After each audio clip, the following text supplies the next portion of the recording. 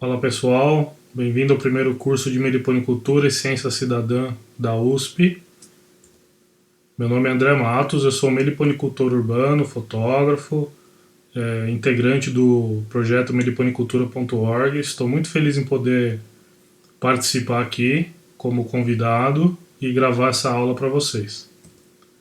Hoje nós vamos falar de fabricação e uso de cera mista, que é muito importante para a meliponicultura.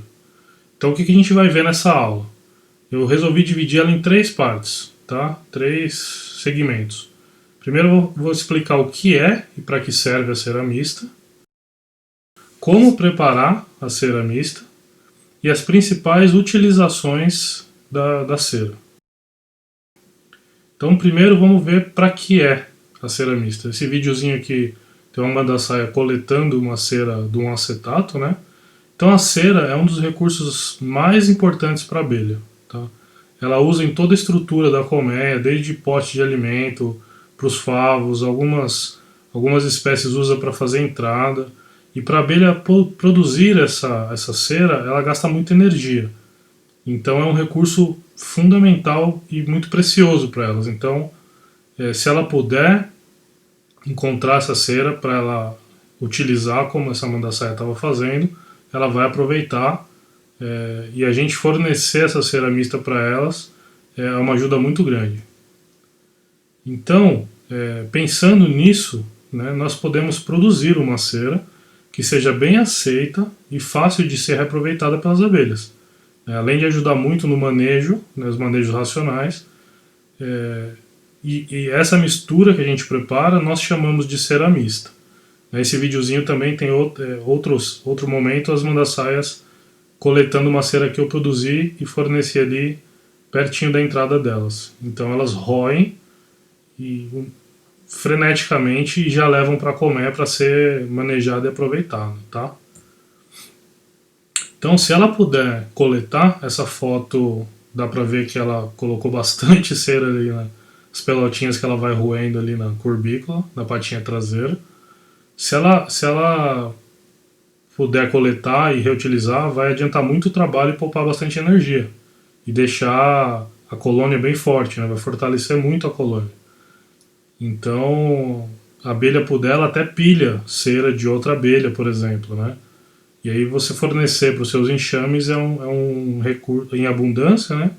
Que é um recurso tão difícil delas produzirem, gasta muita energia e tudo mais, vai fortalecer muito.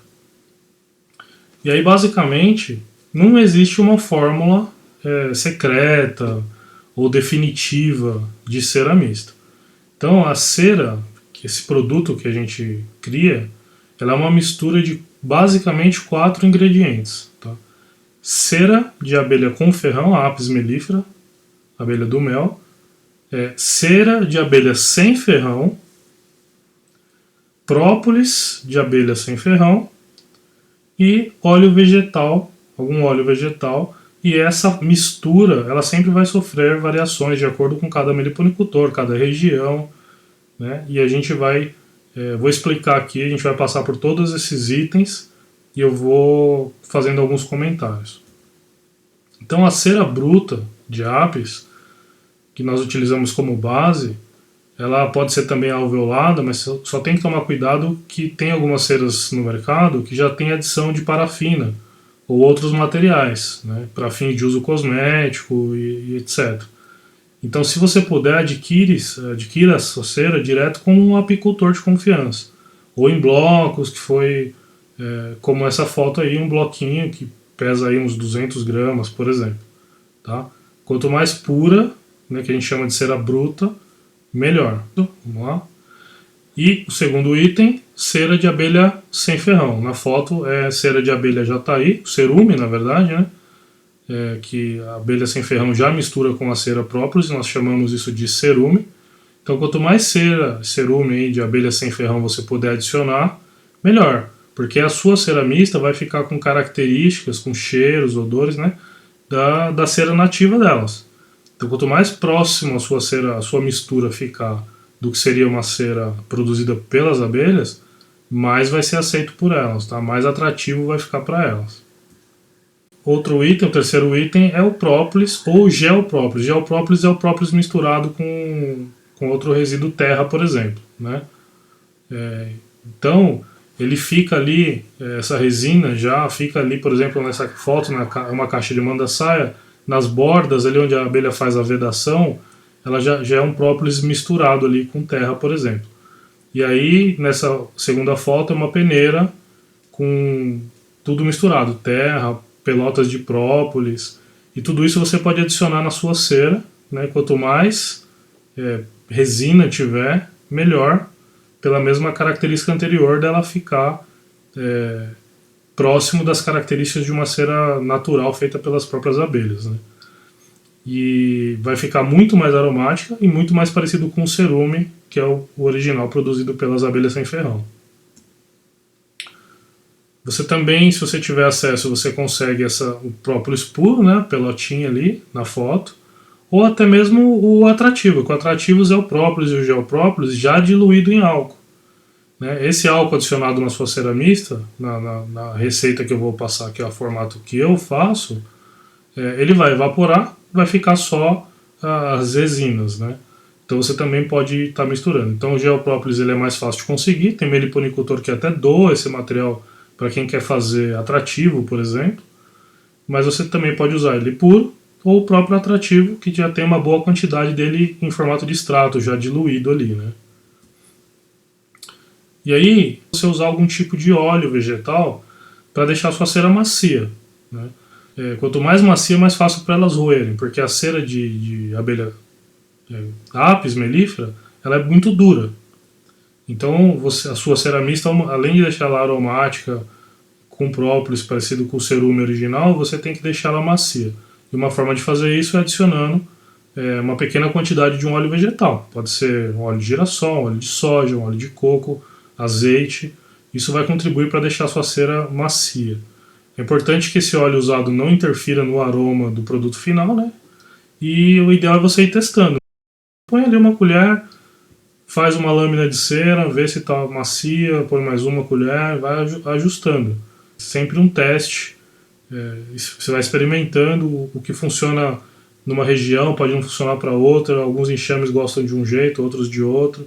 Então é sempre questão da vivência mesmo. Mas é interessante você adicionar algum óleo vegetal em pequena quantidade com essa função de deixar a sua cera mista macia. Então, vamos para a segunda parte, que é como prepara essa cera mista. A gente já entendeu o que ela é: cera de abelha com ferrão, cera de abelha sem ferrão, própolis de abelha sem ferrão e óleo vegetal. Agora vou te mostrar como é que você prepara isso. Eu recomendo que você consiga aí um caneco, uma vasilha só para esse fim. Eu não quero nem uma esposa, nem um marido colocando o cônjuge aí para dormir no sofá, porque detonou um utensílio, tá? Compra um caneco baratinho e deixa ele só para isso, porque ele vai acabar ficando impregnado ali de resina e tudo mais, tá? Então você pode usar o fogão, pode usar alguma coisa no quintal, como aqueles fogareiros, espiriteira. Tem gente que que derrete a cera em banho-maria. Eu prefiro um método que é você adicionar junto da cera, dentro do recipiente, água. Tá? Porque a cera ela não vai misturar com a água, ela vai ficar na parte de cima, a água e as impurezas vai ficar na parte de baixo.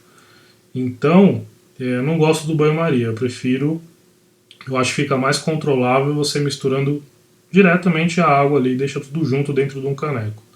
Sempre em fogo baixo, tá? É muito importante não deixar ferver, não deixar subir, porque se derramar isso é altamente inflamável. Eu até coloquei aqui em vermelho, tá? Se você for menor de idade, peça ajuda para um adulto, não faça isso sozinho. Essa mistura pega fogo muito fácil, como se fosse um leite que derrama, só que essa parte que derramar vai entrar em contato com o fogo e vai incendiar. Já aconteceu comigo, não subestima isso, né? Não larga lá e vai fazer outra coisa. Pôs para derreter cera, cuida, fica em cima, foguinho baixo, ela vai derreter, não tenha pressa que vai derreter, tá bom? Então tomando cuidado, acho que acredito ser super seguro, dá para fazer tranquilo. Se fizer no fogão, evita briga com a patroa aí, não vai deixar derramar porque é ruim de tirar a cera também do fogão. E eu gosto, né? Minha esposa gosta, meu filho gosta, fica um cheiro maravilhoso na casa. do própolis, das resinas. Então, apesar de eu ter como fazer isso no quintal, quando eu vou derreter, às vezes eu faço no fogão mesmo. Vocês vão ver um videozinho mais pra frente de fazendo as lâminas, tá? E aí, uma vez que o material derreteu, toda a impureza daquele gel própolis, a parte vai ficar no fundo do caneco, né? Tem essa foto aí, você dá pra ver tipo um barro ali no fundo do caneco. A água já até suja por conta desse barro. A cera derretida na primeira foto ali na esquerda e o bloco de cera que depois eu removi do caneco, né? Então ela vai ficar em cima. Esse método eu acredito ser bem interessante. Depois você descarta essa água, o barro, não tem problema. E o excesso de resina, de impureza que fica na parte de baixo da cera, eu costumo raspar. Já que ele não se misturou na cera, eu vou raspando e toda vez que eu derreto, o pouquinho que fica ali eu vou raspando. É como se fosse uma espécie de limpeza dessa cera, vai purificando cada vez mais. É tranquilo fazer misturando a água dentro da cera porque fica bem separado, tá ok? E a cor final da sua cera depende aí da quantidade dos elementos usados. Se você usou bastante gel próprio, usou bastante cera de asf que já é mais escura, seu bloco, suas lâminas vão ficar um pouquinho mais escuras. Se você usou mais cera de apis, a sua cera vai ficar um pouco mais amarela. Mas independente disso, ela estando bem aromática e bem macia, a aceitação vai ser muito boa por parte das abelhas sem ferrão. E aí, antes da minha cera esfriar, o que eu faço? Eu desenvolvi uma ferramentinha, que é uma barra roscada e 2 pedacinhos de madeira. Eu deixo isso dentro do caneco porque é mais fácil de puxar esse bloco para fora. Tá? Isso não é obrigatório, é uma sugestão. É algo que me ajuda bastante a sacar o bloco depois que esfriou, porque eu gosto de fornecer o próprio bloco para as abelhas. Né? Além da cera em si, das lâminas que a gente vai ver logo à frente, eu pego o bloco que eu derreti tudo quando já misturou, que eu limpei essas impurezas, e já ofereço. E se você não tiver uma urgência, não fez as lâminas, até com esses raspadores de queijo, descascador de legumes, deste bloco você tira ali umas fatiazinhas, umas lâminas e já fornece numa emergência, por exemplo, para algum enxame que você resgatou, fez algum manejo e sentiu necessidade de reforçar, tá? Então dá para passar uma faquinha em volta dele, dar uma esquentadinha nas laterais, tem N maneiras de tirar esse bloco dali. Mas como ele vai estar com água no fundo e tudo mais, eu bolei essa ferramentinha, 2 pedacinhos de madeira com porca e uma barra roscada. O bloco vai ficar entre essas duas peças e é mais fácil de puxar, tá? Faz uma alavanca e você tira. E dá pra ver no caneco ali, a parte de cima, as resinas que grudou no caneco e é bem difícil de tirar. Na parte de baixo, a sujeira onde ficou ali a água, o barro, etc. E o meio que ficou limpinho é justamente onde ficou o bloco de cera que eu derreti. E aí esse é o bloco que saiu, tá? Não é obrigatório, mas como eu disse antes, eu gosto de raspar essas impurezas que ficam no fundo, tá? E isso vai purificando a cera toda vez que eu derreto. O excesso ali eu vou com uma faquinha no lixo mesmo e raspo e vou descartando essas impurezas que ficou decantada embaixo do bloco de cera, ok? E aí se a cera ficar boa, mesmo o bloco, as abelhas já vão começar a roer, né? É um teste de qualidade aí. Você colocar perto dos seus enxames e ela tiver atrativa, macia, etc., elas vão já querer coletar. Toda oportunidade que elas têm de pegar recurso, elas vão aproveitar. Então, aí eu gosto de disponibilizar perto das minhas caixas, né, esse bloco. Então na foto ali nós temos uma jataí e uma mandaçaia roendo direto do bloco. E aí vamos falar da terceira parte dessa aula, que é como fazer as lâminas. A forma que eu acho mais versátil para utilizar a cera é fabricar essas lâminas. Né, porque é bem versátil, você pode enrolar, você pode fazer tirinhas, pode dobrar, você pode, enfim, usos diversos. E aí você vai ver nos próximos slides algumas informações complementares, além de aprender a fazer essas lâminas, ok? Então veja nesse vídeo como é simples a fabricação. Você pega uma madeirinha, eu já melhorei essa minha, mas qualquer madeirinha, deixa ela numa água gelada, encharcada. Quando você mergulhar ela na cera derretida, ela vai grudar. E aí eu escorro o excesso, tá? Volto para a água gelada mergulho de novo na cera e com isso você vai deixando ela mais grossa. Então você quer bem fininha, mergulha uma vez só. Você quer um pouco mais grossa, duas. Um pouco mais grossa, três. Assim por diante, quantas vezes você precisar. Isso vai definir a espessura. E aí, às vezes, se a sua madeirinha estiver bem lixadinha, com os cantos bem vivos, às vezes ela já descola sozinha. Tá? No caso aí do vídeo, essa minha madeirinha não estava muito boa, eu estou usando uma faquinha para descolar a lâmina e colocando em cima do jornal para tirar o excesso de água. Ela já seca um pouquinho e já está pronta para usar. É bem simples. Derreteu, madeirinha e mergulhou, pôs na água gelada, já vai tirando essas lâminas. É bem facinho de fazer. Meu filho de 11 anos me ajuda a fazer, gosta de fazer. Acho que é bem tranquilo. Uma vez que a cera está derretida, você pode desligar o fogo, tá? Ela demora para ir. Você sentir que começou a ficar mais grossa, você liga de novo um pouquinho e dá para fazer tranquilo.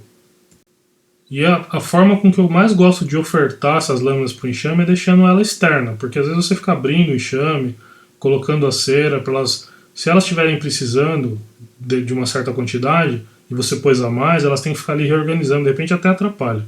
Então, eventualmente, em alguns casos eu forneço dentro da caixa, mas eu prefiro, o jeito que eu mais gosto é colar perto da entrada, colar do lado da caixa. E vocês vão ver aqui uma série de fotos com elas vão roendo e coletando conforme a necessidade. Se elas estiverem precisando de cera, elas vão roer bastante. Se não estiver precisando, elas vão roer menos. Tá? Agora é certo, se a cera ficou boa, elas vão roer em alguma quantidade, pequena ou muito, mas elas vão roer, porque, como eu disse no começo, é um recurso muito valioso para elas, então sempre que estiver disponível, elas vão querer aproveitar.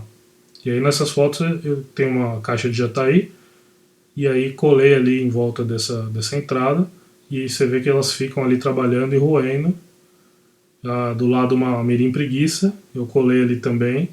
Essa abelha foi um resgate de uma porta, de uma demolição, e está esperando chegar a primavera para ser transferida para uma caixinha didática. Ou talvez eu vou transformar essa área em que elas estão, esse filete da porta que elas estão já numa caixa didática, para não remover o ninho daí, tá bem bonito. E roendo também a cerinha ali.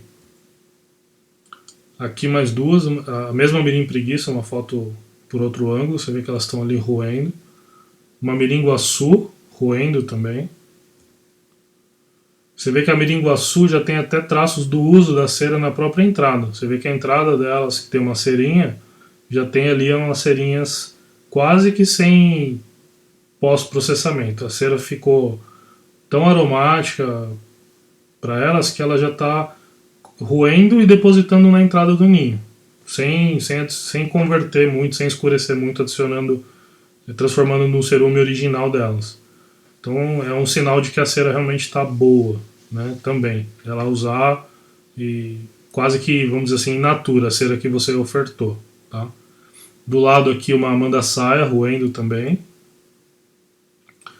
E outro sinal de que a cera ficou muito boa, às vezes quando eu estou fazendo, é tão aromático que as abelhas vão na cozinha roer já, nem espera eu ofertar. Né? O cheiro atrai, elas vão lá, minhas lâminas estão secando e elas já estão ali roendo, é muito legal. E já está aí da terra, e mais uma vez a mandaçaia. Então assim, você vê pela variedade aqui que eu oferto para praticamente todos os meus enxames. Todos os enxames eu vou ali, sempre estou colocando. Uma dica interessante, você vê a coloração da foto da esquerda para a foto da jataí da terra. Conforme vai passando o tempo, essa lâmina me parece, né, uma opinião minha, que ela dá uma desidratada, ela vai secando, né? Então, de tempo em tempo, eu derreto tudo de novo e faço lâminas novas. Eu acho que revitaliza e continua mais macio para elas. Eu tenho notado que uma lâmina recém-feita tem mais coleta do que uma que já está ali bastante tempo ou já está guardado ali no seu estoque, vamos dizer assim. E uma outra forma muito importante de você aproveitar a ceramista é para você auxiliar, por exemplo, na alimentação suplementar. Durante o manejo, divisão, enxame fraco. Então às vezes você faz uma divisão e já fornece bastante cera, porque o enxame vai precisar reestruturar a colônia, né? Então, quando você faz uma transferência, um resgate, que o enxame vem bem debilitado, então você já fornece ali algumas lâminas aí, neste caso pode ser dentro da caixa mesmo, né? Bombom de pólen, você basicamente é uma mistura de pólen e mel, faz uma massinha, né? Numa textura que dê para enrolar, pega essa bolinha, espeta num palito, e com essa bolinha espetada no palito você mergulha na cera da mesma forma que a gente estava fazendo com a madeirinha. Né? Você vai fazendo as camadas de cera em torno dessa bolinha e elas vão abrir e fechar e vão consumir conforme a necessidade. Elas vão consumir inclusive a própria cera. Elas vão utilizar a cera, vão consumir o pólen, vão remanejar tudo. E aí uma foto dos bombons de pólen recém-feitos, tá? Então ela, como eu disse, é uma massa de pólen e mel, uma consistência firme, tá? Você pega, mergulha na cera, na espessura que você quiser. E é importante é que você feche onde estava esse buraquinho do palito. Você vai ali, pinga um pouquinho de cera, segura o bombom, dá mais uma olhadinha, para que realmente ele não fermente muito rápido, não atraia forídeos, por exemplo. É importante até você dar uma amassadinha, né, que a cera está macia, está molinha. Onde estava o palito, você vai com o dedo ali, dar uma fechadinha, fornecer ele totalmente lacrado para a colônia, ok? Aqui uma foto do pessoal do MQA do Pampa, Arte Galpano. Eles fazem essas ferramentas que são muito bonitas e para você poder fabricar diferentes tamanhos de potes, tá? Então, para uma abelha maior, por exemplo, a mandaçaia, você usa uma ferramenta com um diâmetro maior. Para uma abelha pequenininha, como uma mirim, você pode fazer um potinho pequenininho. Então, é muito legal você ter essas opções. E aí é um trabalho muito bem feito desse pessoal. E aí alguns potinhos feitos por eles. Uma dica interessante, se você for pôr alimento líquido dentro do pote, conforme está na foto dele ali, você pode usar a própria cera para fazer umas tirinhas para que as abelhas não se afoguem. Tá? Tem abelha que acaba caindo no alimento e se afogando. Então a gente dá a dica de pôr uns palitinhos e tal, mas no caso você pode usar o pote de cera, pôr um xarope, por exemplo, pôr tirinhas de cera, elas vão consumir o xarope e vão utilizar essa cera toda, não sobra nada, não fica ali um pote de plástico, não ficam uns palitos lá jogados dentro da sua caixa. Então é uma forma bem legal, para o uso da cera mista. Ao contrário da foto anterior, eu estou usando os palitinhos, mas eu estou usando externamente ao ninho. Tá? Não está dentro da colônia. Então, nessa foto está com pasta candy, que é uma mistura de aquele açúcar de confeiteiro e mel, por exemplo. E as abelhas já tá aí, estão consumindo. E olha que já tá aí, é difícil pegar alimento externo, né? Então é uma forma bacana de aproveitar, é para fabricar realmente esses potinhos. E aí você pode pegar um cabo de vassoura e alisar, deixar ele arredondado, né? Para você mergulhar no mesmo processo da madeirinha, pega a madeira no diâmetro que você quer, redonda, mergulha na cera, mergulha na água, mergulha na cera, mergulha na água, depois ela desenforma da madeira e você tem pronto o seu potinho. E pode ser fornecido inclusive vazio para o enxame colocar ali o que ele quiser, seja mel, seja pólen.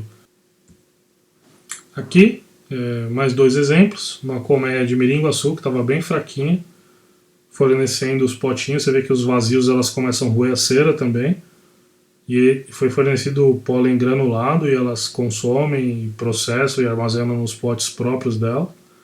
Do lado uma marmelada também com potes de alimento, e é um recurso muito rico para você fornecer, ter essa intervenção, porém tentando deixar o ambiente dentro da colônia o mais natural possível. Então é isso, pessoal. Espero que vocês tenham gostado das dicas. É uma aulinha bem simples, mas tirando as dúvidas iniciais aí de quem quer começar, o que é, como é que faz e para que serve. Tá? Espero que eu tenha contribuído de alguma forma. O conteúdo do curso está fantástico. Quem acessou diretamente essa aula bônus aqui, recomendo que veja todas as outras aulas, vale muito a pena. E mais uma vez eu queria agradecer a oportunidade de participar e contribuir, mesmo que um pouquinho, da minha vivência com vocês. Beleza? Obrigado a todos, espero que tenham gostado e até a próxima.